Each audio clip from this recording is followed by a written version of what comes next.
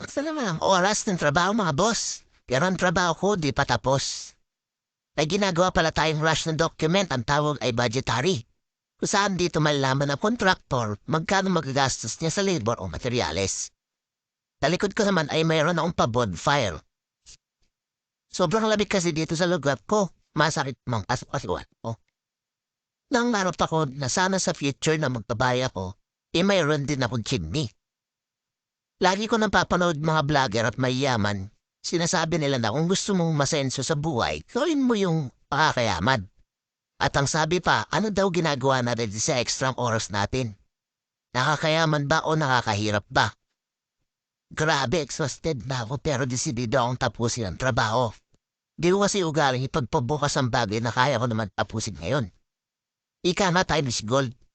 Gold by kaysa gitna. Sa totoo lang, matagal ko nang gusto mag-video pero hindi ko alam kung paano. Tapat mo sa video sa mukha mo. Sabi nga ng iba, gawin mo lang niche mo. Gawin mo din daw content yung mga bagay na gusto mo.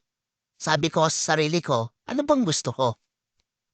Ang matindi, sinagot ko sarili ko. Gusto ko lang naman gumawa ng pera, o di ba? Grabe palupitan ng content ngayon. May nagbo-boss babae, may nagbibihis babae, may mga skit pa kayong iba, di ba? Minsan tumambay ka sa TikTok. Grabe ang tatalino ng iba. Para naman tayo mga walang talent, taganood na lang ba? Lagi ko napapanood yung mga content creator kumikita sa pagtuplug.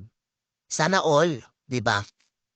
Pero, meron pa nga nagtitrending, diskarte o diploma. Ano sa plugin mo maganda? Para sa akin, gumagawa ako ng paraan para mapabuti ang buhay ko. Iniisip ko din paano ako magre-retire. Nonsense man yung content ko, pero yun talaga nasa utak ko eh. Paano ko sisimulan ang retirement plan ko? Iba nga natutulpo kasi ginagawang retirement plan mga anak nila.